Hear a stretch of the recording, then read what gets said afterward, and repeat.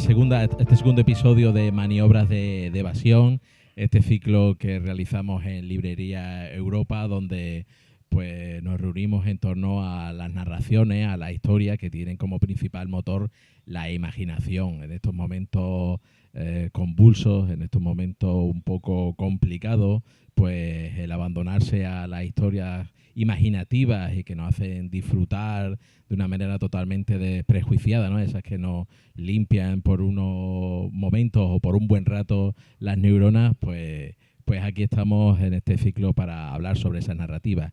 Y en este segundo episodio, pues nos vamos a lanzar al mundo fascinante de la animación y más concretamente a la de el estudio Ghibli, y también a los videojuegos y sobre todo a la relación que tienen los videojuegos con la literatura.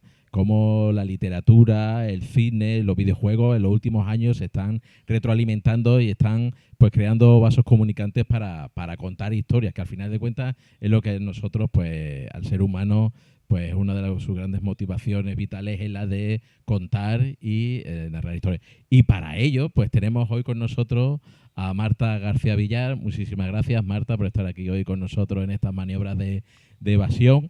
Marta es licenciada en Filología Hispánica, tiene un máster en formación, ahora en estos momentos eres docente de narrativas transmedia es que son muchas cosas, en la Universidad de Carlos III de Madrid, y además de su faceta docente también es desarrolladora de videojuegos. Recientemente habéis conseguido el micromecenazgo para un juego que es Ila. A Frosty Light, sí. Frosty Light, sí. Que también estará, ya lo iréis viendo aquí imágenes en la pantalla, que está muy conectado con el mundo de Ghibli. Y además de todo eso, también es, además divulgadora de la animación, es autora de estos 3 libros que mi vecino Miyazaki, que bueno, que hace un repaso por las películas del estudio Ghibli, más concretamente, bueno, no solamente Miyazaki, sino también de otros directores, y también hacéis un recorrido previo al estudio Ghibli y a esa formación previa y esos trabajos previos, que además que para muchos también pues supone parte de nuestra memoria sentimental, ¿no? ¿Quién no se acuerda de Marco, de Heidi, a otros más, a lo mejor mayores, Sherlock Holmes? Es decir, aquellos momentos donde veías un episodio de Marco y nada más que lo veías una vez, ya no volvías a ver en tu vida, ¿no? Heidi, ¿no? Y esas historias que también han ido cruzando, han sido parte de nuestra influencia. Es decir, por ejemplo, en Nerja había una persona que fue tan influyente en la serie Heidi que la llamaban la señorita Rottenmeier, ¿no? No sé si algunos se acordarán de que la señorita Rottenmeier era la villana de... Pues había una señora que era un tanto, bueno, de aquella manera, que le llamaban en el pueblo la señorita Rottenmeier, ¿no? Entonces, como los dibujos animados también ha ido pues formando parte de nuestra vida cotidiana. Y más que fue un fenómeno. Un fenómeno total, ¿no? Y Marco, vamos, eso era una tragedia griega, aquello del niño detrás de la madre recorriendo océanos y territorios. Pues nada, Marta, ¿cómo es que de la filología hispánica te metes en el mundo de la animación y del estudio Ghibli de Miyazaki? Que es verdad que pregunta para los orígenes. Pero antes de nada, de verdad que muchas gracias por recibirme vosotros aquí. Creo que esta iniciativa es muy bonita.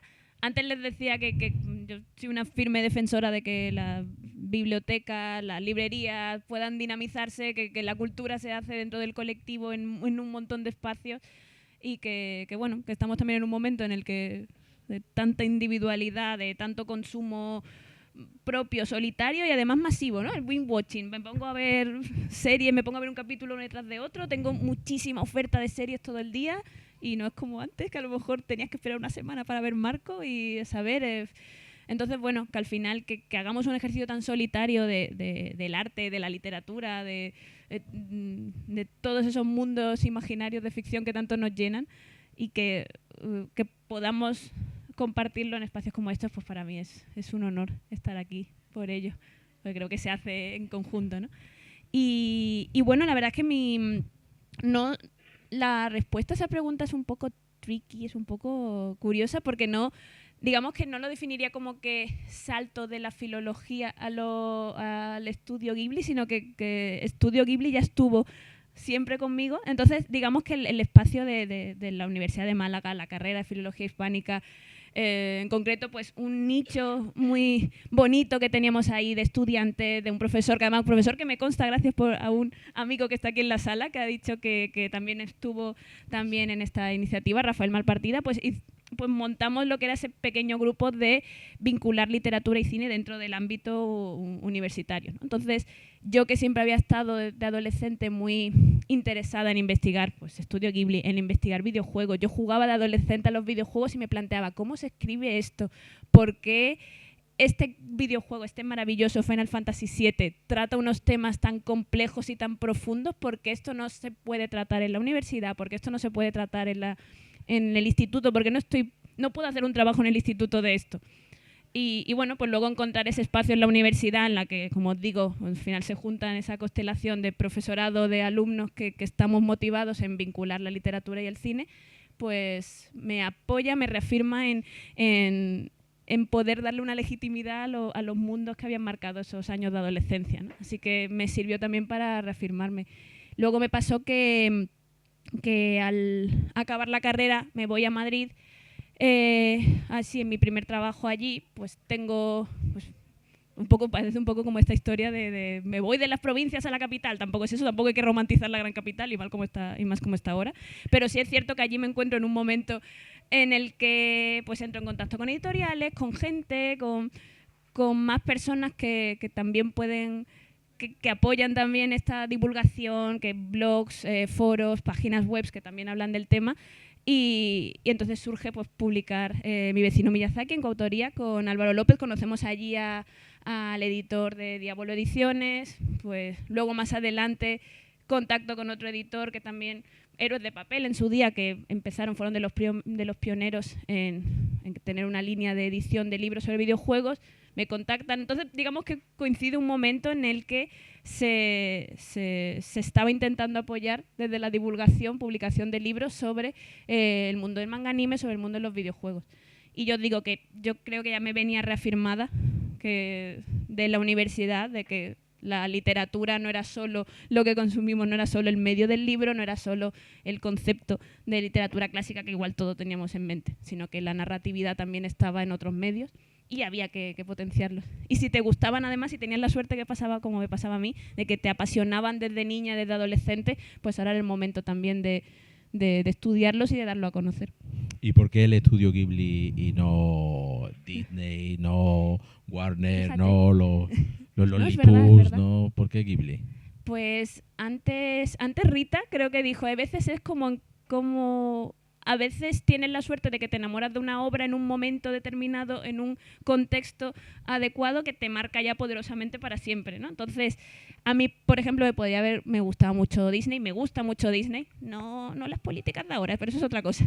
Pero siempre me ha gustado mucho Disney, pero tuve la suerte, providencia, momento de enamorarme en un momento concreto de mi vida del Viaje de Chihiro, un momento en el que despertar adolescente, 14 años, 13, 14 años, en un momento en el que se junta esa energía, esa curiosidad, ese tiempo libre, en el sentido de que no tienes que enfrentarte a ese adulting, con lo cual puedes combinar estudios con tiempo de ocio y con toda esa pasión para ir formándolo. Y entonces algo despertó en mí en el sentido de que me gustaba mucho investigar qué es lo que había detrás del Viaje de Chihiro. Pues encuentro otra película, encuentro que Mi vecino Totoro era una película del mismo estudio, el mismo director, que la había visto yo en Canal Plus siendo niña, me había marcado. Y entonces conecté. Dije, vale, esta película me ha encantado, igual que esa en su día también me encantó. Y bueno, era un momento en el que además tenías que ir al cibercafé para tener internet, tenías que ir poco a poco, tenías que ir preguntando a tus amigos, oye, ¿tú sabes si este director tiene más películas? ¿Dónde están? ¿Que van a salir? Entonces fue como un ejercicio de investigación que me fue acompañando a lo mejor desde los 14 hasta los 20 años. Y ya se convirtió también como una especie de reto, de un viaje de descubrimiento que iba acompañándome en mi vida en ese momento, ¿no? Entonces, es un poco por lo que decía Rita, que al final no es tanto cómo te enamores de una obra, sino en qué momento te pilla y cómo fragua también tu viaje.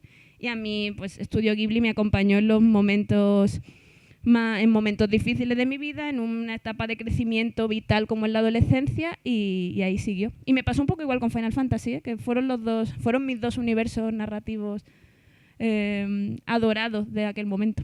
Además que El viaje de Chihiro también es una película, no sé si decirlo bisagra dentro del propio estudio Ghibli, porque es una película también que logra el reconocimiento de la crítica. Es decir, para ti es muy importante desde el punto de vista de tu educación emocional y sentimental, pero también una película que logra romper un poco la hegemonía de Disney, consigue el Oscar a la mejor película de animación, total. Y creo que también en el Festival del Berlín logra también es decir, que es un reconocimiento también no solamente desde la cultura pop, sino también un poco desde la academia, ¿no? Sí, que además en Berlín lo gana no a película de animación, sino mejor película, que eso también, imaginaos, hoy en día también están las listas de siempre, si consultáis cualquier lista de top, bueno, soy más o menos amiga de esas listas a veces, pero sí que suele estar a nivel de crítica colectivizada en ese sentido, que las 20, las 15 mejores películas a partir del siglo XXI o de los años 2000 en adelante, El viaje de Chihiro siempre va a estar ahí. Pero claro, yo en ese momento, cuando me empecé a interesar, era más pasión, ¿no? Era más devoción de que me está tocando el corazón. Luego ya con el tiempo, conforme ya fui teniendo ese bagaje más de conocimiento audiovisual, de claves literarias, de investigación, además conecto y digo, wow, es que toda la historia de Estudio Ghibli es apasionante, y además efectivamente El viaje de Chihiro, como bien dices, es como un momento de consolidación quizá dentro de la obra de Hayao Miyazaki en concreto. Es decir, es como su punto álgido, cuando a mi juicio además es el momento en el que tocó techo. Y eso conecta también lo que estás comentando con tu trabajo en tu tesis o en la universidad, la reivindicación de la cultura pop, es decir, como los videojuegos, la animación, que puede tener el mismo valor narrativo que una obra literaria que se pueda considerar de autor, ¿no? Sí. De hecho, yo creo que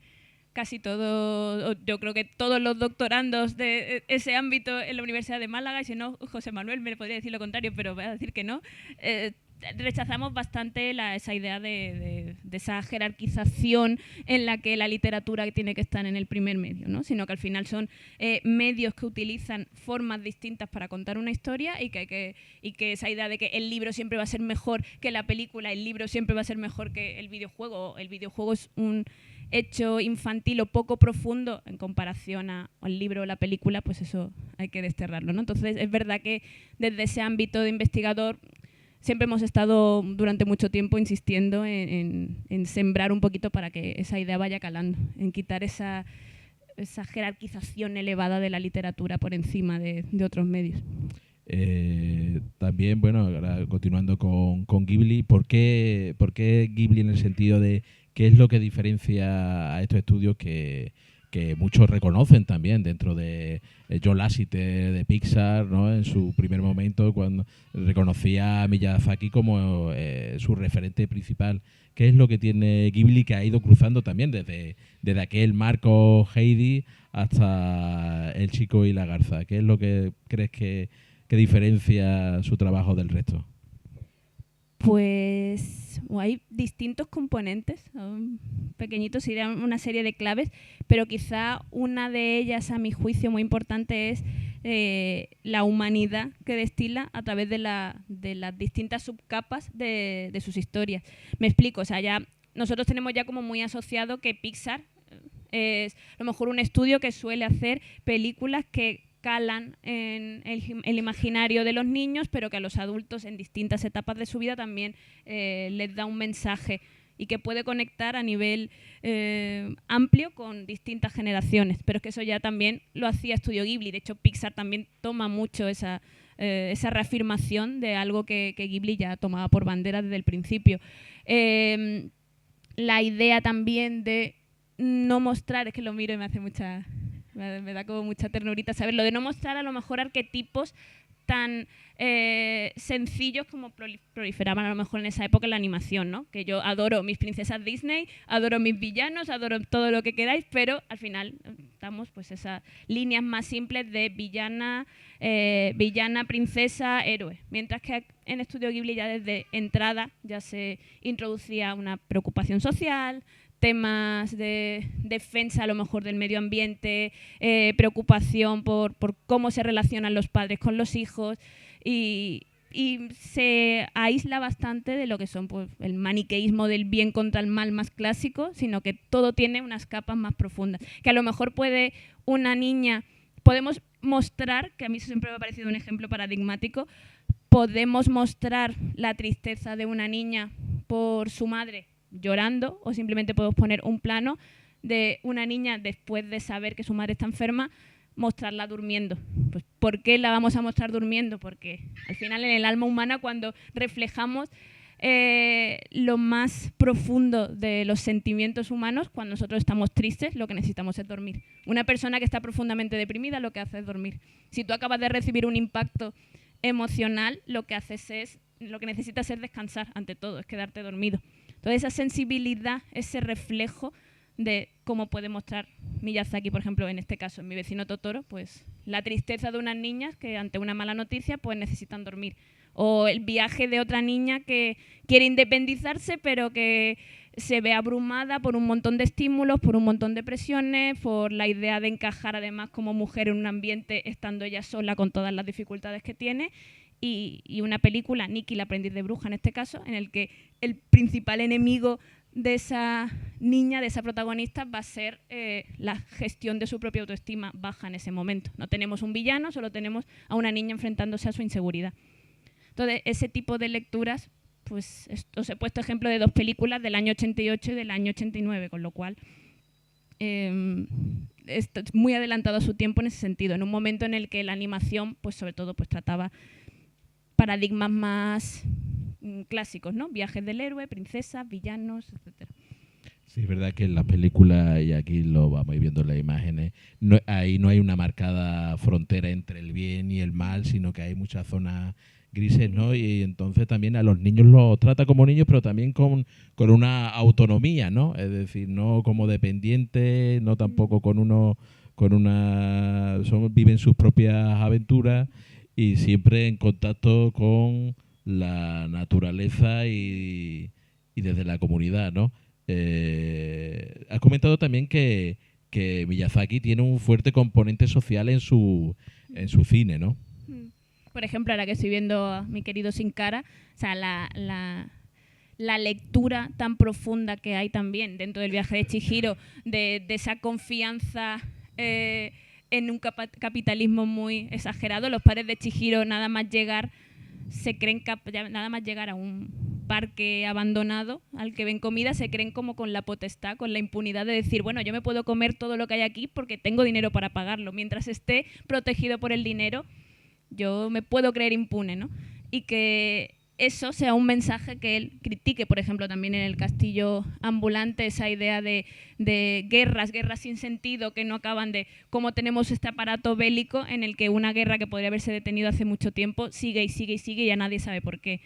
Entonces, al final, esos componentes, yo sobre todo en la idea en el viaje de Chihiro, pues de esa crítica a lo que puede llevar un agotamiento del capitalismo. Ahí también, por ejemplo, se ve ha quedado propio para este momento para comentar pues eso, esa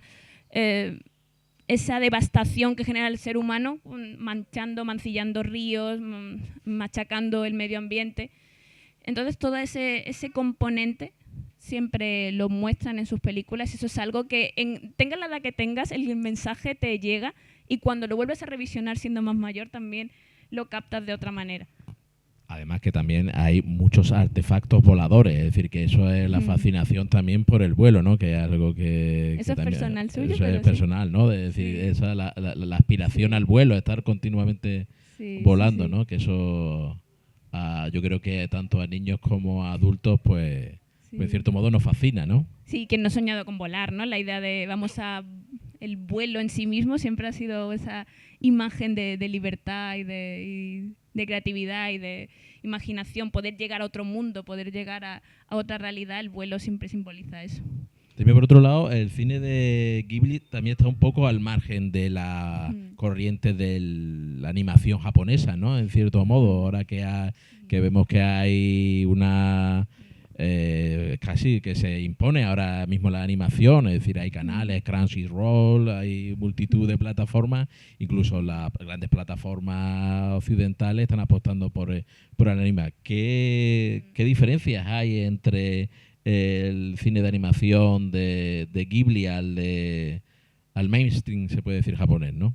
Uf, es que el anime japonés se caracteriza por tener tantísima diversidad de géneros, ya incluso desde los años 50, 60 ya se empezó como a encasillar, ¿no? Vamos a hacer el llamado anime para chicos y anime para chicas, eso en los años 60 ya sí, luego ya, menos mal que ya también las fronteras se han difuminado, pero ya era la idea de vamos a hacer anime de robots, vamos a hacer anime de chicas mágicas que tengan poderes y que lidien en su día a día con esos poderes, vamos a hacer anime de Isekai, por ejemplo, que se llama, de viajes a otros mundos en el que tenga que adaptarme a las reglas de esos mundos.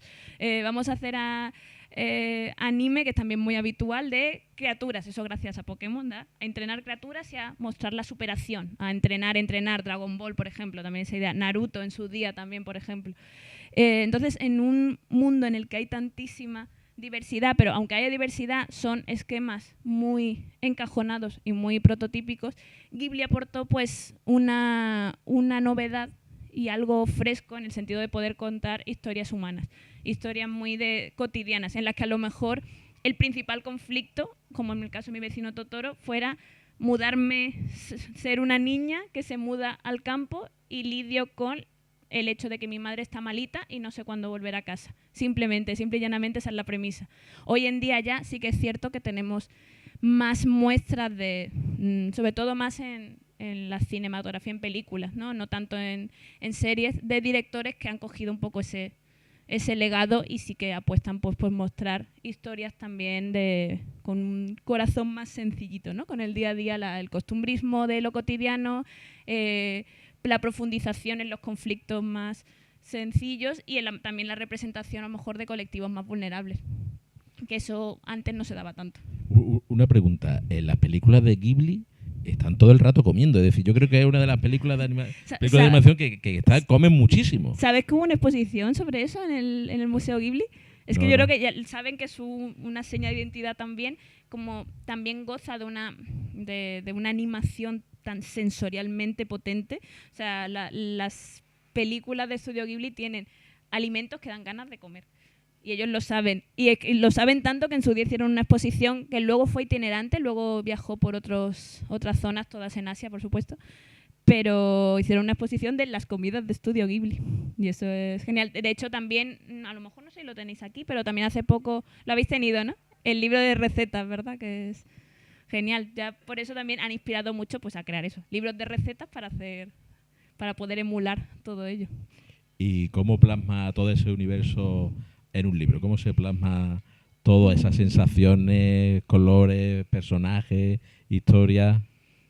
Pues no sé si lo habremos conseguido, realmente no se puede, queda siempre mucho. De hecho, lo que siempre nos pasa además con Mi vecino Miyazaki es que con cada reedición siempre nos encontramos con el desafío de querer añadir, revisar y editar más. Pero claro, nosotros lo que hicimos fue, tanto en un caso como en otro, hacer un plantel de análisis de todas las películas del estudio Ghibli, desde la primera hasta la última, y profundizar un poquito en los temas. Profundizar pues en la lucha ecológica, la representación femenina, por ejemplo, y el mundo mágico, divino, espiritual, la princesa Mononoke. En el caso de a lo mejor la princesa Kaguya también, pues ese contexto histórico con ese personaje femenino. Eso el apartado gráfico, toda la influencia artística de ukiyo-e en ese momento. Lo que hicimos fue coger pues, un poquito de la historia de cada una de las películas y resaltar sus temas principales. La guerra desde el punto de vista de las víctimas, la tumba de las luciérnagas, etcétera. Pues, al final, cada una de las películas tiene una esencia propia que era lo que reflejamos en Mi vecino Miyazaki, por tener una galería un poquito una enciclopedia pequeñita de cada una de sus películas. Y de antes de la fundación de Estudio Ghibli en el caso de este libro. Que ahí se puede rastrear la seña de identidad tanto de Miyazaki como de Takahata, ¿no? Sí, de aquí, claro, Estudio Ghibli se funda en el 85 y mi vecino Miyazaki exploramos desde el 85 hacia adelante, hacia nuestros días, y pues desde el año 85 hacia atrás, desde sus inicios de juventud, donde podemos encontrar series absolutamente maravillosas. Heidi, Marco, lo has dicho tú antes, pero a mí, por ejemplo, adoro Ana de las Tejas Verdes en su versión, que es de por sí el material base de esa historia de Lucy Maud Montgomery es maravilloso, pero bueno, la versión que hizo Takahata en su día es increíble. Con Miyazaki siempre en esta época un poquito más en segundo plano, pero también podemos ver aquí pues, los primeros pinitos de Miyazaki como director, por ejemplo con Conan, el niño del futuro, que es increíble también, es una serie estupenda. Yo siempre digo que si te gusta Miyazaki y quieres tener muchas horas de el Miyazaki puro de sus inicios, que podáis ver 26 capítulos de Conan, el niño del futuro, que eso es puro Miyazaki clásico también. Y aguanta el tiempo, es decir, que he visto ahora aguanta, es decir, esa serie... niños pueden verla, aguantan bien para su público en la actualidad. A día de hoy, eso sí, el Conan, el niño del futuro, sí que en esa época, sí, por lo que sí veo en comparación con ahora es que se refleja mucho el tabaco. Sale tabaco de vez en cuando, eso sí, sale consumo de tabaco, que eso hoy en día se revisionaría, pero por lo demás sí, sin problema. Lo bueno es que Hayao Miyazaki, además, en concreto, siempre ha mostrado pues, como una evolución en su forma de ver el mundo, que eso se ha ido viendo cuando en la época en la que estaba más pesimista se ha notado, las épocas en la que estaba más optimista para con el mundo, más guerrero, más luchador. Quizás la película en la que más crítica al capitalismo haya sea también, o con la que se vea también un poco de lucha, un poco de clase obrera, a lo mejor El castillo en el cielo también. Entonces todas esas etapas de su vida se van viendo, y en el caso de Con el niño del futuro pues tenemos como un Miyazaki que quiere aventuras, los niños siguen siendo la base, la confianza hacia el futuro, siguen siendo los protagonistas, siguen llevando el motor de todo, y tenemos un relato de aventuras y de desafío increíble. Y de Ghibli saltamos a Final Fantasy. Otro universo en expansión. Me dijiste que iba por increíble. El juego. ¿Por qué edición de juego llevaba Final Fantasy? De los numerados 16. De los numerados, es que hay por ahí sueltos, hay apócrifos. Sí. Hay... Sí. Luego, también en Diablo Ediciones tengo un libro en coautoría que se llama Explorando Final Fantasy. Y Miguel, Carlota y yo en su día hicimos pues algo parecido a mi vecino Miyazaki, pero bastante más amplio. ¿Por qué? Porque Final Fantasy tiene hasta el día de hoy 16 videojuegos numerados, pero luego tiene un montón sí, son como videojuegos sueltos, como apartes. Son a lo mejor juegos musicales, juegos de estrategia, son microuniversos, algunos derivados de esos numerados principales, pero tienen muchísima más amplitud. Un universo expandido, como... Sí, lo que pasa es que la gracia de Final Fantasy es que comparten temas, comparten unión, comparten motivos, comparten símbolos, pero cada una de estas aventuras es totalmente aislada y autoconclusiva, con algunas excepciones. Final Fantasy X-2, Final Fantasy XIII-2, hay algunos con secuelas, pero en sí mismo, en general, lo bonito de Final Fantasy es que son 16 buenísimas historias, cada una cerrada, cada una con su inicio y su final, pero con unos motivos comunes muy, muy característicos. ¿Y qué define a Final Fantasy para que llegue hasta el número 16? Y supongo que eso supone varias generaciones de seguidores, ¿no? Desde el primero es del año 87 y el último ha sido hace poquito, desde el año pasado, ¿no? Entonces sí que son generaciones. A mí me llama la atención ver que en su día Final Fantasy X, año 2002, el protagonista tenía 18 años. ¿Sabéis cuántos años tiene el protagonista del Final Fantasy XVI hoy en día?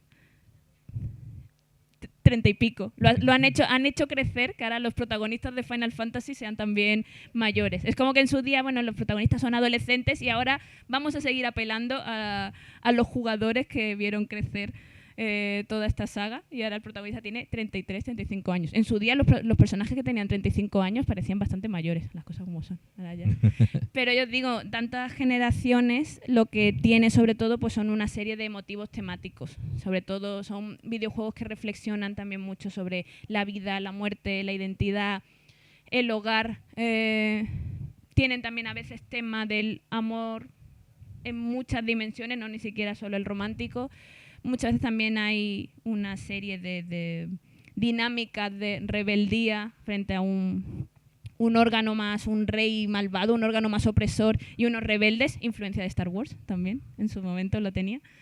Y bueno, son una serie de temáticas que en cada una se distingue más, cada juego se distingue más con una por otra, pero luego tiene motivos comunes muy chulos, mascotas como chocobos, moguris, criaturas mágicas extraídas de distintas mitologías. Y igual que Miyazaki tiene muchas presencias de aviones, los Final Fantasy siempre tienen una presencia de naves voladoras, tienen también una presencia importante de cristales como elemento mágico. Los cristales en Final Fantasy siempre están.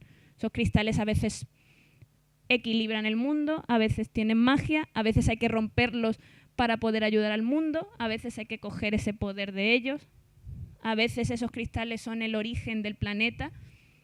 Y también son historias que muestran toda esta amplitud. Antes estábamos comentando en el almuerzo la importancia siempre de de estos relatos de la fantasía o de la magia, ¿no? Del elemento mágico, místico. Es decir, la Guerra de la Galaxia, bueno, pues en cierto modo son naves espaciales, personas que viven, que guerrean, que comercian, pero hay un elemento fantástico, ¿no?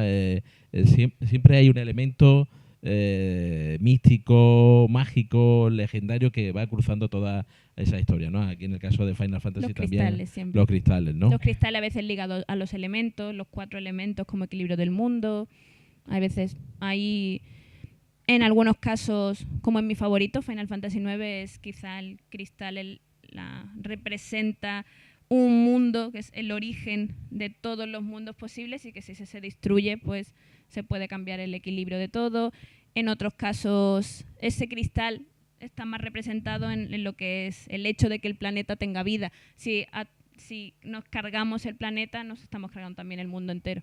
La idea de tratar el planeta como un ser vivo también. O sea, plantean, eso también estaba basado como en una teoría científica del momento, en la teoría de Gaia, y bueno, toman inspiración de distintos elementos a ese nivel. Sobre todo, ya os digo, tratan mucho la vida, la muerte, la identidad, y ante todo son historias de personajes. Los personajes están muy bien caracterizados siempre. También en esta historia, la Guerra de las Galaxias, en Final Fantasy, también hay una traslación de los relatos ancestrales, ¿no? Es decir, de las historias que siempre se han contado, ¿no? De ese núcleo que es la búsqueda del poder, las relaciones de poder, el objeto mágico. Es decir, que eso también es una parte del análisis o del estudio que tú realizas, ¿no? Como esos relatos míticos desde tiempos inmemoriales se van trasladando y van viendo reflejo por ejemplo, en Final Fantasy, ¿no?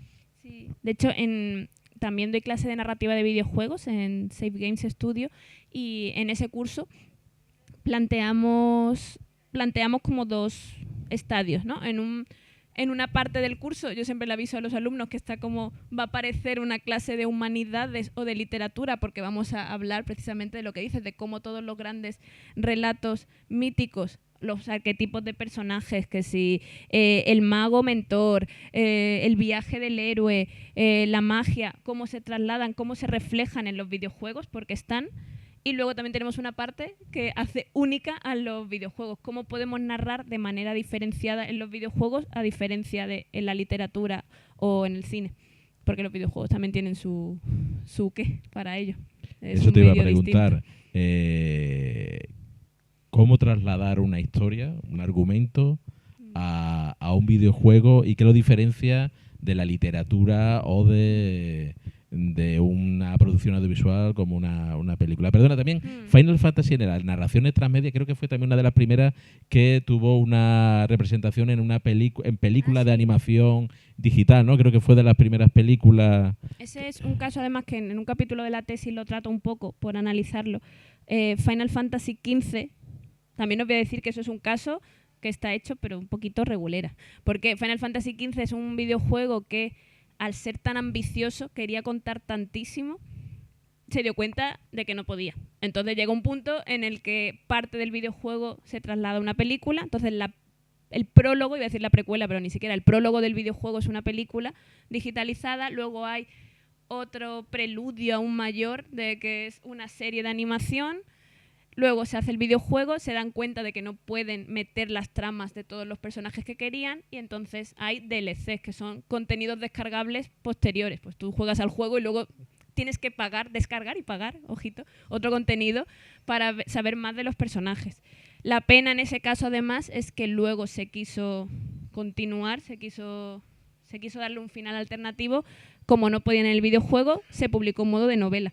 O sea, que aquí mucha gente, fijaos la reacción, aquí mucha gente lo que decía era como, es que en lugar de vivirlo como un aparato transmedia de voy a ver la serie, tengo la novela, tengo el videojuego, tengo tal, mucha gente lo que lo veía era como, con lo que me ha gustado el juego, ahora me tengo que leer el final o me tengo que leer un final alternativo en una novela. Eso es como un paso atrás. Entonces, igual que os digo que la jerarquización de la novela y de la literatura, mejor dicho, por encima de otros medios, aunque es algo que condenamos, pero también aquí suele pasar al contrario, ¿no? Que es como, ya después de haber jugado no quiero leer. Pero bueno, eso también va en sintonía con estos tiempos en los que parece que lo que es el formato de lectura tradicional, al menos entre la juventud, va a menos. Comentábamos eso, te preguntaba cómo de un argumento, ¿qué diferencias hay a la hora de trasladarlo a la literatura, a una película o a un videojuego? ¿Qué es lo que le caracteriza al videojuego, por ejemplo?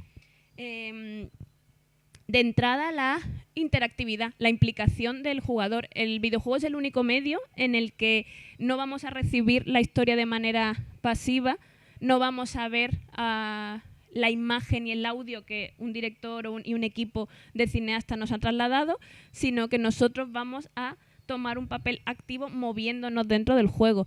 Hay un investigador que me gusta mucho que se llama Luis Añó y yo creo que tiene una frase que lo representa muy claro, que es: el videojuego es narrativa en el espacio mientras que el cine es narrativa en el tiempo. Tú en el cine, pues si vas a hacer una película, ante todo necesitas el metraje de pues lo que va a durar. Pues entonces tengo que planificarme en este tiempo de metraje para contar una historia. En el videojuego no estamos limitados por el tiempo. A lo mejor una misma persona, las veces distintas que juega un videojuego, puede durar más su partida, puede durar menos. Lo que pasa es que en el videojuego estamos limitados por el espacio. Es decir, tenemos que tener el diseño de las pantallas, de lo que ocupa el juego dentro del motor, antes que otra cosa. Así que hay que aprender a narrar mientras se explora, mientras nos movemos por una pantalla, que eso tiene sus implicaciones. También, sobre todo, hay que mezclar distintos medios de narrativa audiovisual. Podemos jugar con planos, podemos jugar con colores, podemos jugar con voces, podemos jugar con imágenes, también podemos jugar con texto, introducimos texto. Y luego, sobre todo, lo más importante es jugar con lo que se llama la agencia. Eso es cuando le dejamos al jugador intervenir y cuando le quitamos el control. Si nosotros permitimos que el jugador esté todo el tiempo moviéndose en la pantalla mientras va sucediendo la historia, tenemos que tener presente que a lo mejor suceden cosas a las que no va a prestar atención. Si queremos que un jugador preste atención a un texto que va a salir, una escena que va a salir, lo que tenemos que hacer es evitar que controle, con lo cual hay que dejarle a lo mejor una escena en la que no tenga ningún tipo de control. Siempre hay que tener presente en el videojuego que el jugador se mueve y al mismo tiempo no le puedes quitar ese control en todo momento, porque si un jugador está todo el rato viendo escenas en las que no se mueve, se aburre, no es lo que espera. Así que se trata, en definitiva, de hacer un equilibrio entre se mueve, no se mueve, le pongo aquí un texto, aquí le voy a poner una escena. Esto que podría narrarlo con un texto igual va a quedar muy pesado, así que mejor lo hacemos de otra manera, y eso es lo que se llaman espacios narrativos. Hay un montón de formas de narrar dentro de videojuegos y hay que saber en qué momento colocarlas, en qué momento se pueden hacer pesadas y en qué momento situarlas. Porque también al mismo tiempo tiene esa parte de donde el jugador puede entender que tiene libertad, ¿no?, a la hora de manejar los tiempos, pero también que está viviendo una historia, ¿no? Es decir, que está viviendo un inicio, un desarrollo y que se quiere llegar a un desenlace, ¿no? Favorable a él, ¿no? Sí, también depende de los géneros en los que juguemos. No es lo mismo jugar a un juego arcade que se presupone mucho más rápido. Vamos, los típicos matamarcianos de toda la época, es acelerado, vamos a jugar y como mucho, después de ese nivel podemos poner una escenita. A un videojuego de rol de acción en el que tú puedes ir moviéndote, mientras te vas moviendo a lo mejor tus otros personajes te van diciendo cosas. Pero fijaos, mientras nosotros nos vamos moviendo, es bastante probable que lo que nos diga otro personaje no le hagamos ni caso, que a lo mejor no nos habla y no lo procesamos. Si queremos que el jugador haga caso a algo, vamos a tener que detenerle. Entonces hay que jugar también con esas expectativas. Por ejemplo, alguien te podría preguntar, ¿el Tetris tiene narrativa? Pues ahí, esto es un concepto muy bonito que a mí me gusta mucho, que es, y con el cual yo estoy de acuerdo, que hay estudiosos que defienden, ya os digo, entre los cuales me incluyo, que siempre todo videojuego va a tener narrativa, aunque sea una narrativa mínima, que es lo que se llama la narrativa implícita. Que eso a mí me gusta mucho ese concepto, porque la narrativa implícita es aquella narrativa que nosotros nos inventamos, nos decimos a nosotros mismos mientras jugamos. Ejemplo, en el Tetris, a lo mejor el Tetris no te va a contar la historia de que la pieza verde era un rey que estaba condenado, que la pieza larga a lo mejor era su hijo que le traicionó, etcétera. Pero en el Tetris, cuando nosotros juguemos, siempre vamos a tener esa sensación de uy, estuve a punto de conseguirlo, pero en el último momento me equivoqué, hice un desastre. Eso ya es narrativa. Entonces, la mejor forma de reconocer esa narrativa implícita es cuando yo le hago un ejercicio de esto a mis alumnos, de hecho, es cuando nosotros hablamos de la partida que hemos hecho. Y fijaos además que cuando hacemos narrativa implícita siempre vamos a hablar en primera persona. Aunque el juego sea un juego con una historia muy marcada, aunque estemos jugando a The Last of Us, no vamos a decir Ellie disparó o Ellie se escondió en ese momento o Joel pudo esquivar. Vamos a decir, pues estaba el otro día pero casi me pillan, me tuve que esconder, Eso es narrativa implícita. Entonces, todo videojuego, aunque sea de manera muy, muy mínima, hay quien defiende eso más como narrativa mínima, pero todos lo tienen, va a tener siempre al menos la implícita. Ya un poco conectando la narrativa clásica, también ahora tú estás realizando una tesis doctoral de las relaciones entre El nombre de la rosa y La abadía del crimen, un juego mítico mitiquísimo de los años 80, del Spectrum, ¿no? Además que me parece que era una adaptación un poco de decir sin pagar derechos, es decir, vamos a hacer la adaptación del nombre de la rosa. Hay mucho mito y mucha cosa con esa igual. ¿Cómo se le ocurre a alguien decir, bueno, pues voy a relacionar al señor Guillermo de Baskerville con un videojuego, ¿no? Porque a lo mejor hay muchas novelas que funcionan también como un juego, ¿no? A la hora de los pasos, de los retos que se presentan a los personajes, ¿no? Sí. Pues que de entrada, de verdad, yo siempre lo digo, la historia del desarrollo de la abadía del crimen es para biopic. Es que la historia de sus creadores es preciosa. No la voy a resumir aquí, pero eran dos amigos crecidos en Madrid, en la ciudad de los periodistas, amigos desde pequeños, en un momento en el que poquito a poco se estaba empezando a enseñar informática en aquel momento. Y es que ese juego lo hicieron dos personas, estos dos amigos. Y uno de ellos, Paco Menéndez, que es absolutamente un pionero, o sea, un genio para aquel momento, se le ocurre una locura, que se acaba de leer El nombre de la rosa y le fascina, y dice, yo quiero trasladar la complejidad de esta novela, la quiero hacer videojuego, porque la novela es compleja, la novela no deja de ser una novela con tintes policíacos, detectivescos, con una ambientación además muy, muy concreta, muy cuidada, pero yo esto lo quiero hacer videojuego. Y en aquel momento, pues con los recursos que había, eso era muy, muy difícil. Entonces se metieron tanto él como su amigo Juan del Can, casi prácticamente en una celda, en una habitación, encerrados, a desarrollar esa maravilla de juego que a día de hoy es tremendo, porque tiene una IA que para la época era bastante limitada, pero que conseguía que todos los frailes, todos los monjes que estaban ahí en ese momento, en esa abadía, pudieran reproducir movimientos naturales. Y que tú que controlabas a Guillermo de Ockham, en ese momento aquí se llama Ockham, pero bueno, se llama Ockham por eso, por cuestión de derechos, no pudieron tener el permiso oficial para llamarlo Baskerville. Por eso, de hecho, no se llama El nombre de la rosa, se llama La abadía del crimen, que es un título que Umberto Eco planteó para su novela, pero que no fue el definitivo, con lo cual ahí también se ve el guiño y el amor. La abadía del crimen no es un título al azar, es el primer prototipo de Umberto Eco para la novela. Y además, como es precisamente por lo que dices, como El nombre de la rosa es una novela detectivesca que siempre se agarra a, hemos descubierto esta pista es un objeto, este objeto nos va a llevar a otro, este otro a un resto. Eso para los videojuegos de los 80, que no podían tener ni escenas cinemáticas, no podían tener mucho texto apenas, no podían tener muchísimos recursos para narrar, venía muy bien porque te permitía hacer una línea de eventos. Pues primero encuentro las lentes, después me meto en una sala, veo que está oscura, pues voy a buscar una lámpara que me dé luz, después me meto aquí, porque en un principio los videojuegos en los 80, yo os digo, no podían profundizar tanto en personajes ni en historias complejas, pero lo que tenían que hacer sobre todo era tener una línea de eventos, objetivo, misión. Y entonces, aunque parezca fácil, en su día lo que hicieron Menéndez y Del Can es tremendo.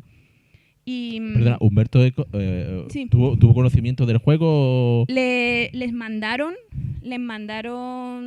una carta pidiendo permiso y demás, y ahí con esto siempre como que hay mucho mito, como la primera carta no recibió respuesta, la segunda recibió una negativa. Hay quien dice, el mito viene porque hay quien dice que es porque Umberto Eco no le gustaban los videojuegos, no quería videojuegos ni nada de eso. Hay quien dice también que como había salido desencantado con la reciente adaptación de la película de Jean-Jacques Annaud, pues como que no quería más, era como dejadme de líos, no sé muy bien de qué va esto. Entonces, como no sé muy bien de qué va esto de los videojuegos, paso. Cuando Humberto Eco en cierto modo también rompe la barrera de la alta cultura y de la cultura popular, ¿no? Es decir, que... Por eso el mito que hay que romper un poco es la idea de que a Umberto Eco no le gustaran los videojuegos, ¿no? La idea es que no sabía de qué iba eso muy bien y estaba... La teoría más fehaciente quizá es que estaba saturado después de haber visto haber visto la película y que no salió muy contento y pues ya está. Pues no quiero más problemas, ¿no? ¿Y cómo se enfrenta uno al análisis de una novela tan ambiciosa? Porque bueno, tiene muchas lecturas El nombre de la rosa para trasladarlo a algo tan esquemático como pudiera ser, bueno, de cierto modo, el juego de la abadía del crimen, ¿no? Es decir, el proceso de depuración o... Pues también porque mi objeto de estudio, mi objetivo al final ha sido muy concreto. Mi objetivo no ha sido tanto la abadía del crimen, sino la abadía del crimen extensum, cosa de hecho que os recomiendo, porque si hoy en día queréis jugar a la abadía del crimen del 87, los gráficos son durillos, la dificultad es durilla, a día de hoy, ¿vale? En su día también lo era, pero a día de hoy es más. Entonces, yo sobre todo me centro en la abadía del crimen extensum, que es ahí está un poco mi tema, es una serie de... espíritu de remake, pero realmente es una adaptación compuesta que lo que hace es que coge elementos de la película, coge elementos de la novela y coge elementos del juego original y hace un nuevo videojuego en el que integra pues escenas y referencias de todo, ¿no? Entonces yo sobre todo me dedico a analizar Extensum y ver qué es lo que ha hecho Extensum, qué es lo que ha cogido de la novela, qué es lo que ha cogido de la película, por qué, etcétera. Y también la verdad es que en esto le estoy muy agradecida a su desarrollador, Manuel Pazos. La hicieron también otras dos personas, Manuel Pazos y Daniel Zenlevin. Y Manuel Pazos habló conmigo, me prestó su material, me contó pues un montón de curiosidades de cómo trasladaron eso, en qué se fijaron de la película, en qué se fijaron de la novela. Y entonces mi análisis está partiendo más por ahí. Por motivos de tiempo y de trabajo y eso, en tu tesis de narraciones transmedia has dejado fuera Blade Runner, que es uno de los grandes ejemplos de narraciones transmedia, ¿no? Pero too much. Tiene película en su momento, que es la novela de Philip K. Dick, que se traslada al cine, no era una adaptación fiel. Después tiene cómic, tiene videojuegos, tiene series de televisión también de animación. Aquí hemos visto algunas imágenes. Juego de mesa. O juegos de mesa. Juego de mesa, muy guay. Yo de rol. Yo lo compré. Es decir, esos universos cómo se expanden, ¿no? Además de una manera un poco, en el tiempo, un poco dilatada, ¿no? Es decir, que tampoco con grandes saltos temporales, ¿no? Sí, a mí me gustaba mucho también el objeto de estudio de Blade Runner y demás, pero es que si no ya me iba a dispersar demasiado y era mejor ir a por un objeto de estudio, pero sí que tengo en reserva seguir explorando Blade Runner. ¿Por qué me gustaba mucho Blade Runner? Porque como ejemplo transmedia me parece muy potente. El ejemplo transmedia implica que que no reproduzcas una adaptación, sino que tú tengas todo un universo y a lo mejor una parte de ese universo la narres en una novela, otra parte la narres en el videojuego, otra parte la amplíes en la película. La idea también es verdad que como objeto transmedia tiene que partir de cero. O sea, en este caso Blade Runner no lo sería, porque Blade Runner ya empezó con material original literario, etcétera. Pero bueno, la idea de que un universo muy amplio se pueda coger en distintos medios a la vez. Y mi Blade Runner me fascinaba mucho por eso, porque el videojuego en su día no reproducía la película, no reproducía la novela, sino que lo que hacía era crear una historia paralela a los hechos también de la película en este caso, con personajes originales, con material original, y fue un juego también que fue muy adelantado a su tiempo en lo que se llama narrativa multicursal, que es la narrativa de decisiones, de que tú optas por un camino, decides matar o no a un personaje y eso tiene unas consecuencias, todos los pasos que vas dando al final a lo mejor pueden derivar en un final o en otro, que eso es también muy, muy propio de los videojuegos, heredado también de aquellos libros tan bonitos de Escoge tu propia aventura, sí, de los juegos de rol de mesa, etcétera. Y a mí eso me gustaba por eso, como ejemplo de transmedia, y como dices, ha ido evolucionando y ha ido ampliándose con los años, en el caso del videojuego en concreto, también porque el videojuego a partir de los 90 tiene un boom a nivel técnico que le permite pues narrar con muchas más opciones. En los 80, ya os digo, teníamos perspectiva isométrica, 2D y poquito espacio. Si es que a lo mejor hay muchos juegos que no se podían desarrollar más, no podían meter más personajes porque no les cabía en la memoria, simplemente. Pero a partir de los 90 ya metemos el 3D, ya hay juegos de cámaras, ya hay juegos de planos, y eso ya permite integrar un poquito de narrativa cinematográfica a los videojuegos, con lo cual pues se expanden las posibilidades. ¿Y qué te parece esos proyectos que lleva a cabo Netflix con películas interactivas? Un poco también elegir tu aventura, vas tomando decisiones. ¿Qué te parece ese tipo de propuestas? Bueno, creo que es un acercamiento para alguien que nunca haya probado esa narrativa multicursal, pues es como, bueno, es tan habitual en los videojuegos que los que estamos muy familiarizados con los videojuegos no nos sorprende. Pero sí que, bueno, no lo veo mal para gente que a lo mejor no lo conozca, pues para animarse. Pero a mí personalmente se me hace como anquilosado, como desgastado, como que siento que no es su medio natural. Creo que está bien como experimento, pero al final creo que cuesta muchísimo más, porque al final tienes que estar grabando muchos más planos, tienes que estar grabando, creo que se queda más limitado de lo que puede ser un videojuego, pero creo que al final como experimento para poder mostrar otras opciones están bien. Lo que pasa que, os digo, me genera como un poco de disonancia porque lo veo más cine, es como cine queriendo ser videojuego, pero vaya, tampoco quiero eliminar todas las barreras, ¿no? Que al final las hibridaciones tienen que estar también para que desafiemos los medios, para que nos planteemos cosas y demás. Pero al final es como si en una película le quisiéramos dar mecánicas de videojuego. Entonces me resulta complejo. Ahora dentro de nada tendremos el estreno de la segunda temporada de Last of Us, que ha sido un poco la gran reivindicación de la madurez del videojuego, ¿no? Es decir, cómo a partir de un videojuego se puede, o sea, como material narrativo de primer orden, de calidad, ¿no?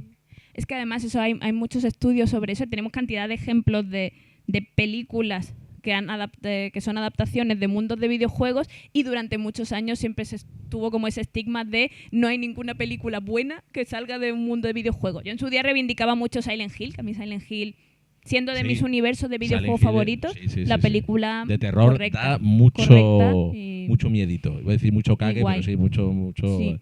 Está muy bien. Es más, y aunque no sea... La van a hacer, a ver qué tal sale. Para mí uno de los mejores videojuegos a nivel narrativo, por todo lo que hace sentir, por todas las lecturas que tiene y el trasfondo, es Silent Hill 2. Eso sí, es de terror bastante agresivo en ese sentido. Pero van a sacar también ahora una película, a ver qué tal sale en su día, porque en su día se comentó y bien. Pero yo digo que durante mucho tiempo aunque hubo muchísima producción, no se conseguía dar con la tecla de Resident Evil también. El Príncipe de Persia, Assassin's Creed, un poquillo. Entonces, como que es verdad que los fans de los mundos de videojuegos éramos conscientes de que había material con unos guiones muy, muy potentes para llevar algo al medio cinematográfico, pero que no acababa de cuajar, no acababa de haber ejemplos buenos. Sí. Y quizá The Last of Us ha sido quizá el primero o uno de los primeros, no voy a decir el primero porque os digo, hay también muestras, pero que ha sido uno de los más relevantes a ese sentido de decir, ostras, es una producción de calidad con un guión base también del videojuego de calidad. Por aquí me soplan Fallout. Fallout también dicen que está muy bien, ¿verdad? Dicen que también es muy buena, yo no la he visto. Pero sí. Vamos a meter una Qué cuña guay. aquí Qué guay. localista de tierra guay. que Assassin's Creed, el personaje es de Nerja. Aguilar Eso de sí, es Nerja. verdad, eso sí. Eso sí. Es decir, que Eso le sí. perdonamos cualquier pecado sí. a Es verdad, a- es verdad. a Assassin's Creed. Pero es verdad que Vender. yo no sé si aquí hay muchos Aunque jugones. eso de que se tire al Guadalquivir y aparezca en Granada, no sé yo, pero bueno, está bien. Da igual. Es Hollywood, es Sí, Hollywood, sí. es Hollywood. Yo no sé si hay muchos jugones aquí, pero lo que sí es cierto es que no sé si The Last of Us es un poco la excepción, porque es decir, Fallout está bien, pero no, es decir, con la cantidad de material que hay de videojuegos, no termina de calar, ¿no? Como... Porque también en la relación de novela a videojuego hay mucho, además de la Abadía del Crimen, hay muchos ejemplos de novela a videojuegos. Metro, por ejemplo, Metro Exodus es también una de las que está bastante bien asociada últimamente.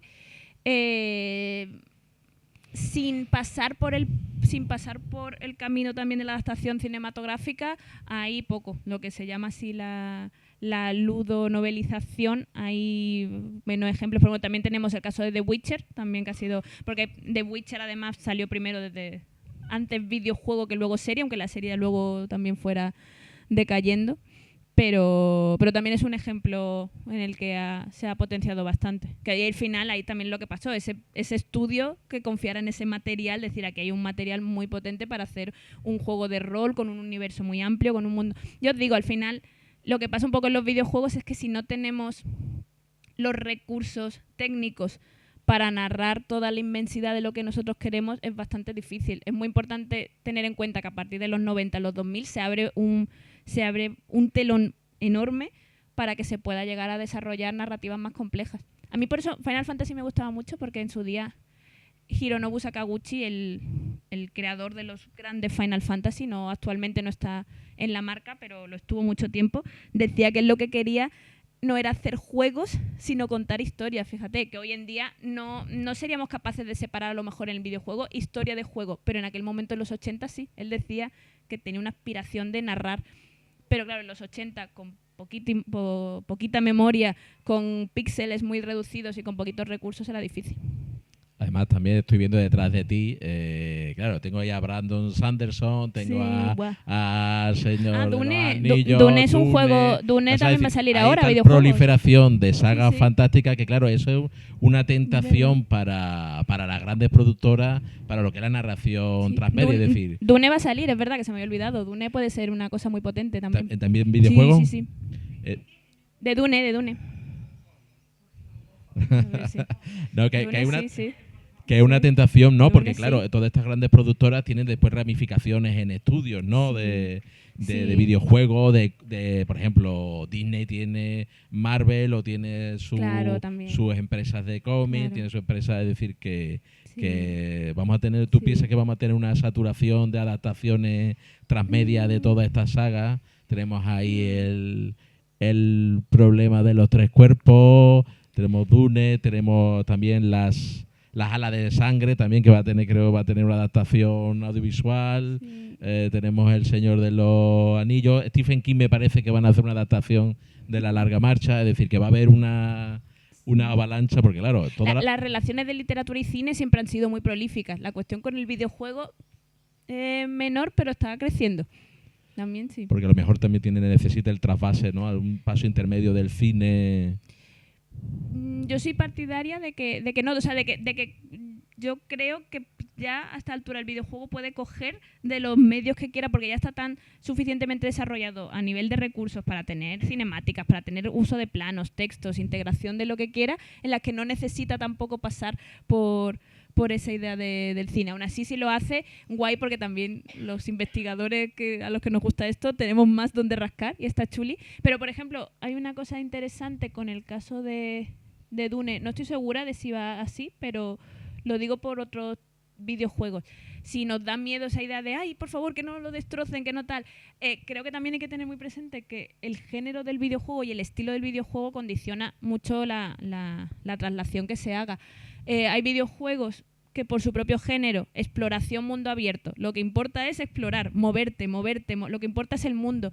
Esos juegos no van a tender tanto, si el objetivo del juego es ese, no van a tender tanto a coger la historia de los Atreides, tal cual, una por una, y a reflejar los personajes, sino que a lo mejor lo que van a hacer es, tenemos este mundo ya de Arrakis, sabemos cómo funcionan los planetas, sabemos cómo funciona su orden, lo que vamos a hacer va a ser partir de eso para crear una historia paralela ambientada en ese mundo. The Last of Us es distinto, The Last of Us es historia de personajes, pero creo que hay otros juegos que se pasan más en el mundo, en la exploración de un mundo que ya tenemos hecho. En el caso de Dune, lo que pega es que sea por ahí, más que a lo mejor tener una traslación de una adaptación clarísima de la novela, letra por letra. Y tú, si tuvieras que crear un juego, ¿qué apostarías más? ¿Por un Tetris o por un universo vamos, sin límite? Porque yo tenemos un amigo que decía, oye, es que crear el Tetris también mola mucho, no decía algo tan directo, pero sin embargo tan adictivo. A mí me gusta, lo que siempre me han gustado son los RPGs. Yo que además en el caso de Magic Rain con Hila, lo que hago sobre todo es escribir los textos, crear el world building, crear los textos de los objetos que encontramos por el mundo, crear las voces de los personajes. A mí como eso es lo que más me gusta, yo pienso que a mí lo que sobre todo me encantaría siempre es crear universos de RPG, donde tengas que tener texto. A mí el texto base me encanta, donde tengas mucho espacio también y mucha longitud para poder desarrollar una historia larga.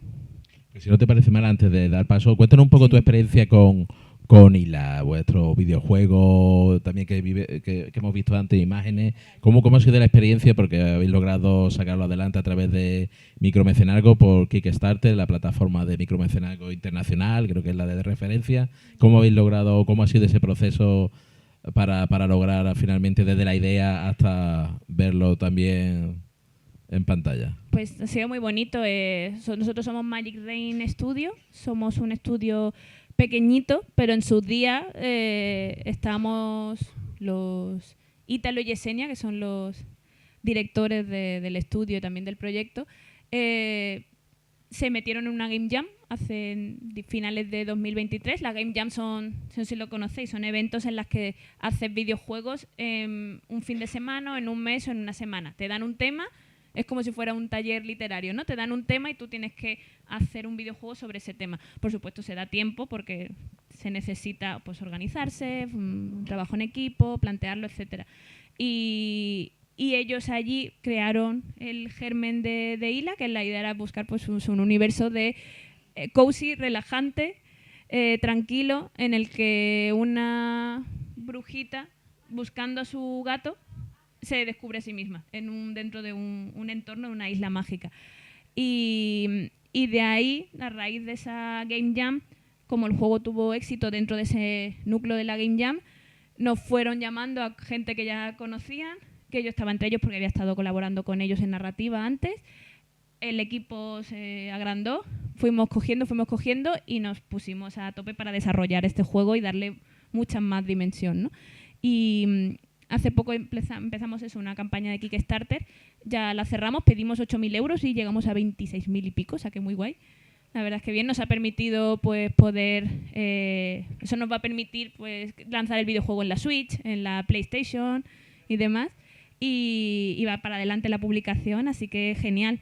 Yo sobre todo eso me encargo de ampliar el world building, ampliar cómo funciona el mundo, los personajes que hay detrás, cuál es la historia detrás de esa isla, qué leyendas están asociadas a eso, a lo que hay detrás de ese mundo, y también a escribir los textos, que a veces, os digo, los textos, una dificultad y una particularidad curiosa de la narrativa en videojuegos es que los textos, y el guión de videojuegos mejor dicho, es que los textos los escribes en base de datos y que los textos tienen que estar súper medidos por caracteres, porque a lo mejor yo puedo escribir un texto que, oh, qué guay, me ha quedado muy bonito, me ha quedado genial, pero luego si en la interfaz no cabe, entonces le tengo que recortar palabras. Por muy bonito que me haya quedado, tengo que recortar, tengo que transmitir lo mismo, intentar que tenga el mismo impacto y además, pero que me ocupe a lo mejor 10 palabras menos, que eso es, al final eres como una especie de arquitecto, ingeniero de palabras, no puedes estar escribiendo con total libertad, pero también lo bonito es que narras de otra manera, pues a lo mejor a veces también propongo decisiones de, bueno, pues esta parte vamos a poner un texto aquí, aquí no le vamos a poner, aquí vemos, y lo bonito es que es un trabajo en equipo también, muchas veces se narra desde el arte, a lo mejor propongo una idea y mis compañeros de arte la crean, o a lo mejor mis compañeros de arte han hecho un dibujo de algo y ese dibujo inspira algo de la narrativa, así que es una labor muy en equipo que es muy grata. Pues si no te parece mal, Marta, pues Sí. vamos a abrir el turno de intervenciones si alguien quiere preguntar, alguna curiosidad, alguna reflexión en torno al mundo del videojuego. Eduardo. Se aceptan Final Fantasy favoritos y películas de Ghibli favoritas también, que yo... Yo me estaba acordando cuando estaba hablando de los 80, ¿no? Del principio, cuando las limitaciones técnicas de los videojuegos, del rol, ¿no? Como los juegos de rol, como era como un medio puente, ¿no? Pues entre la literatura y el videojuego, porque de hecho todos los RPG cogen las mecánicas del rol. También porque hemos hablado no de libro-juego, pero yo lo veo como ahí entre medio, ¿no? Entre la literatura y el videojuego. Es más, no lo he dicho, pero los primeros Final Fantasy, en las criaturas de eso, muchas de las criaturas de Final Fantasy, en las primeras y que luego también siguieron en sucesivos juegos, algunas son referencias a Tolkien, pero muchas son referencias a Dungeons and Dragons también, de aquella época. O sea que al final... y lo que dices también, es muy importante también en el juego de rol, no solo avanzar con eventos y con misiones, desarrollar personajes, sino también el desarrollo del personaje a nivel habilidades, o sea, tus estados. Tu personaje va a ser un guerrero, va a ser un mago, si va a ser un mago, ¿qué habilidades va a aprender? ¿Cómo van a ir creciendo esas habilidades? Esas son mecánicas de rol también, de mesa, de ficha, de dados con ese componente azaroso, pero también de personalización. Entonces los juegos de rol de ahora le deben todo. También. Ya te digo, y Final Fantasy pues tiene el Lich, por ejemplo, también, muchas criaturas de Dungeons and Dragons. Y por aquí hay futuros creadores de juegos de rol y eso sí. ¿Tú qué consejos le darías a alguien que se iniciara en el mundo que tuviera una imaginación desbordante, que le gusta escribir, crear mundos? ¿Qué consejos le darías? Porque ahora hay muchas herramientas, está, ¿no? El Unity, está la plataforma el Steam, ¿no? Es decir, hay plataformas que ya han democratizado la creación de videojuegos. ¿Qué consejos le darías tú a esos futuros creadores de videojuegos ¿Para rol o...? No, para el videojuego. ¿Videojuego en general? Videojuego en general. Vale, aquí pues uno muy importante es practicar en equipo.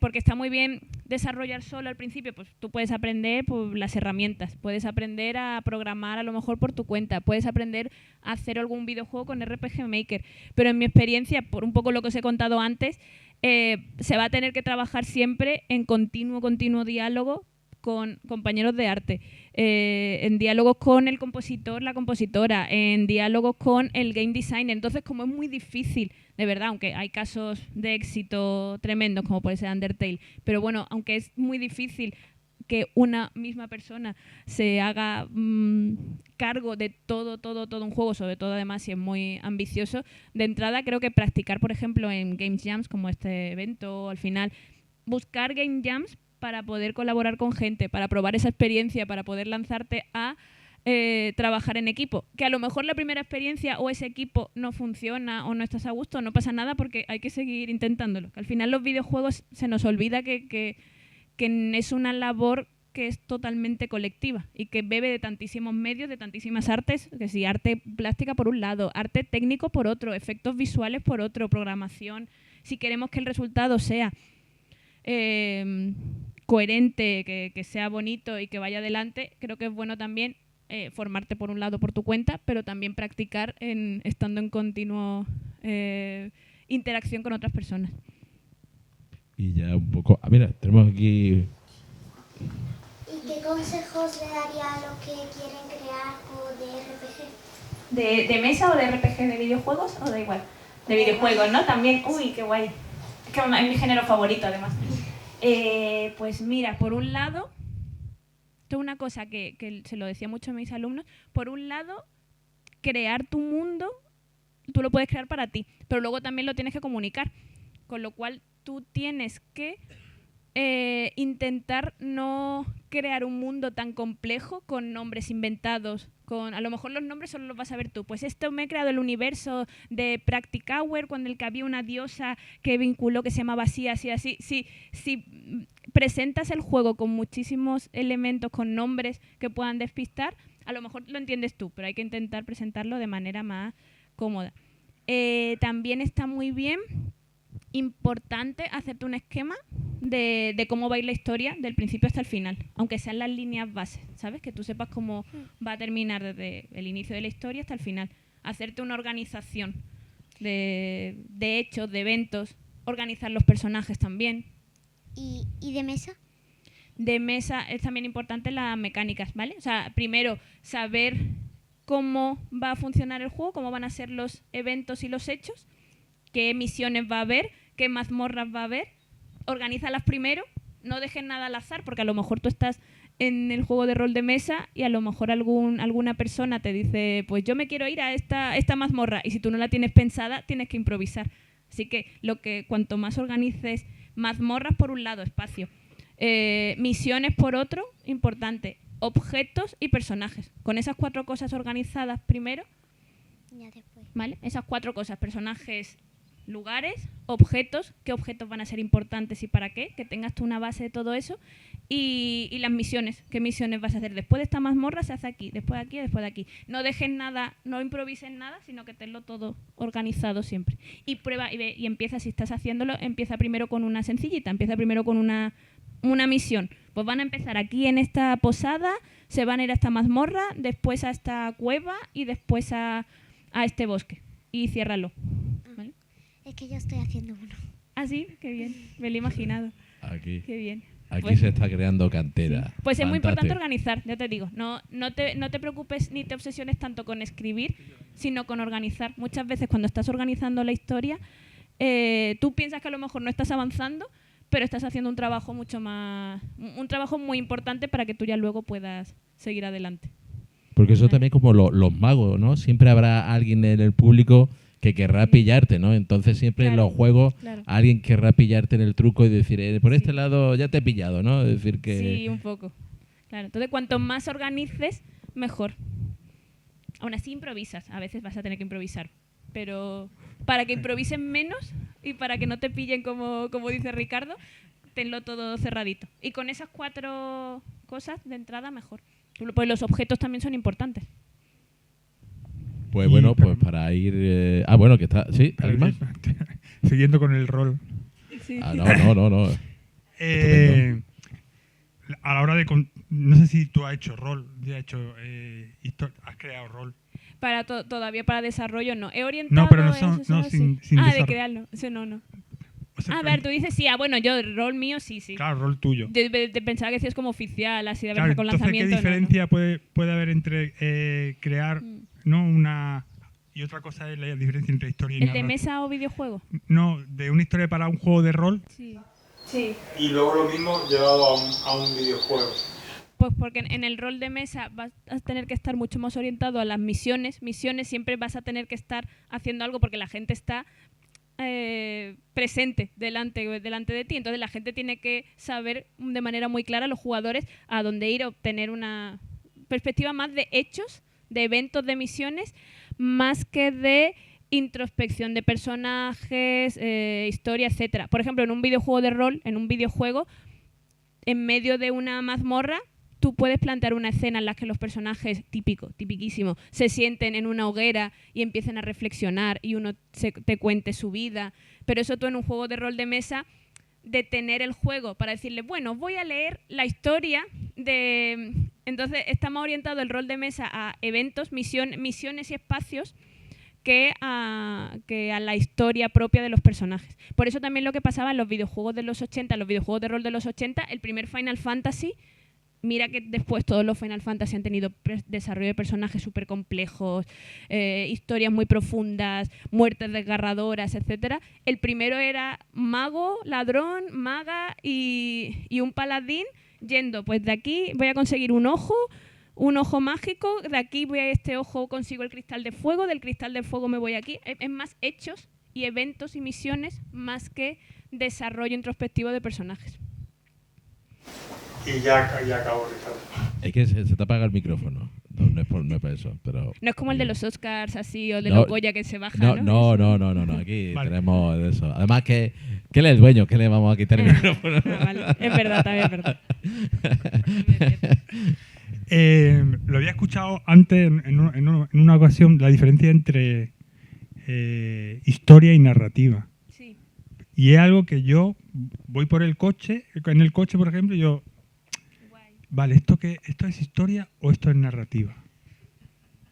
Vale, me gusta mucho esa pregunta porque además la suelo, el primer día de clase en los cursos de narrativa hablo de ello, porque es que es un follón, ¿vale? Porque ahora mismo, realmente no es un follón, o sea, se ve la diferencia muy clara, pero el uso del término, sobre todo en los medios generalistas, cuando hablamos de videojuegos, de hecho, no tiene ningún criterio asociado, ¿vale? Entonces, yo a mis alumnos, lo que es la historia, vamos a decir, los hechos, lo que sucede, yo a mis alumnos le enseño el palabra diégesis, que yo sé que es un palabra, es la diégesis, bueno, pero para que se acostumbren a utilizarlo. Esa diégesis, esa historia es lo que sucede, los hechos, el contenido de lo que pasa.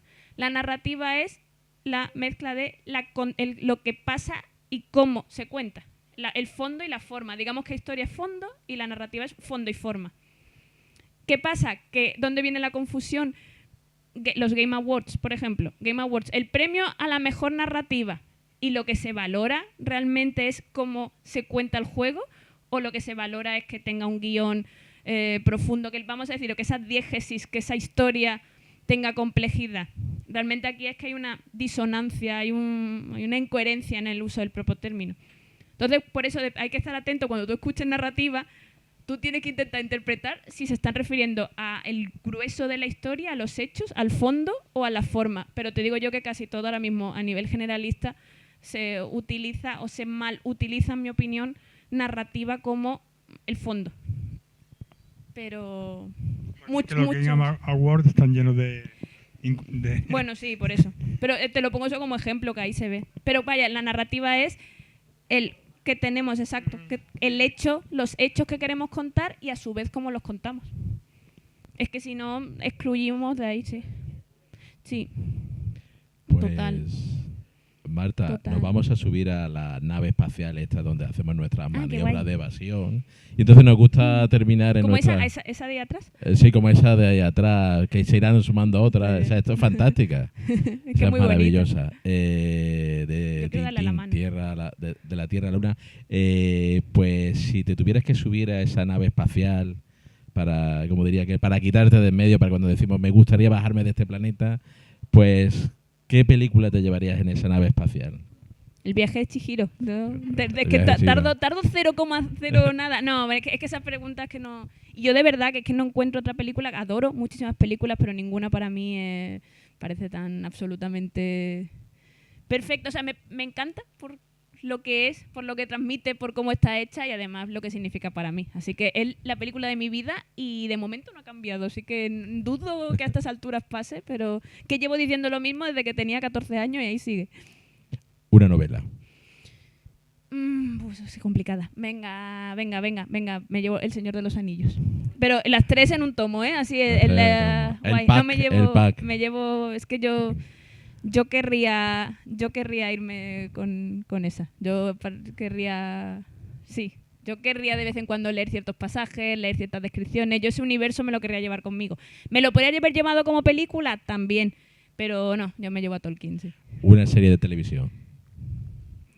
Pues esto va a ser tricky. Esto es una trampa, ¿vale? Total.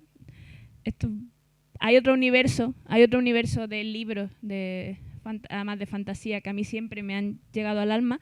Y tuve la suerte de ver una serie una adaptación de esos libros que adoré, me fascinó y digo yo, pues esa serie, como ese universo también me encanta y esa serie creo que es una buena representación que me ha gustado, me la llevaría y me llevaría La materia oscura de HBO.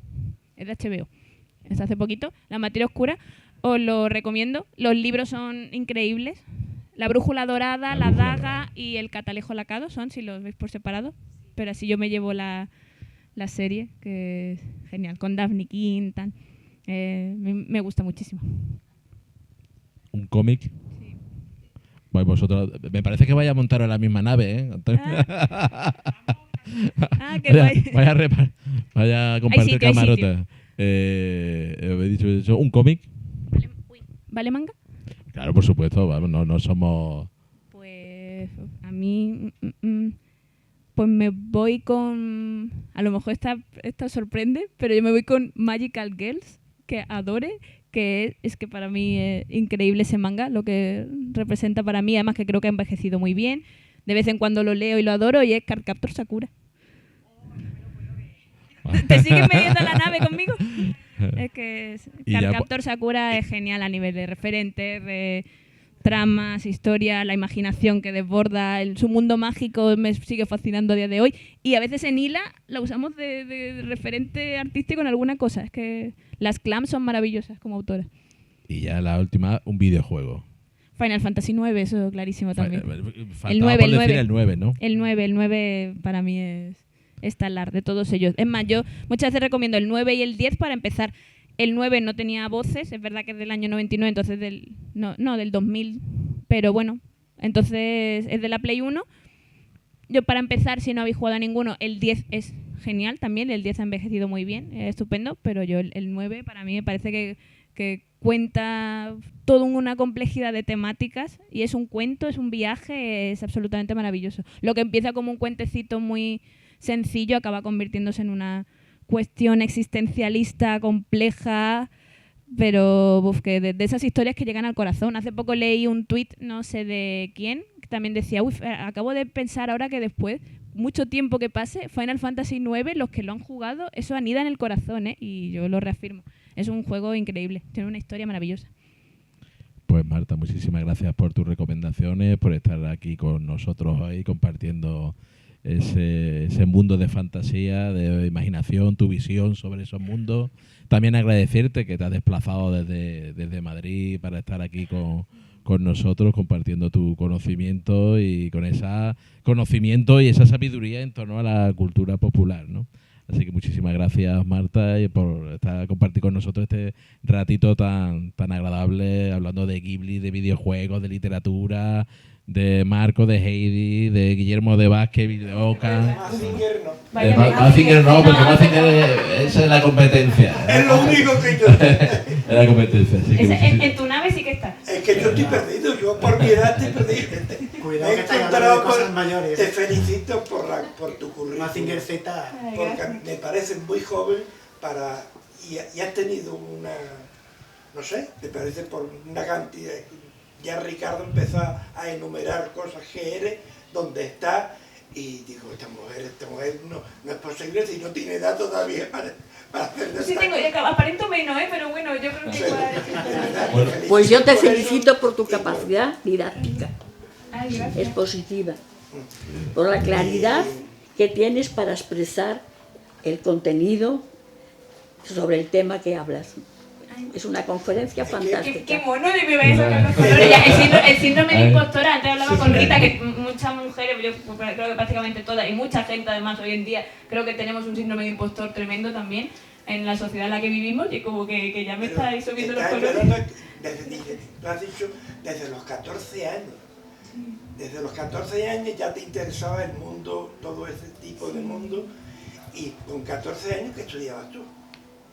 Instituto, bueno, o sea, claro, en el instituto, claro. Sí. ¿Te has estudiado la ESO o la ESO? Sí, eso es la ESO, sí, en la ESO, En la ESO, sí. Pues si no os parecéis mal, vamos cortando aquí, vamos a eso, vamos después, sí. va a firmar los libros estos fantásticos de eso. Y ¿cómo te llamas tú?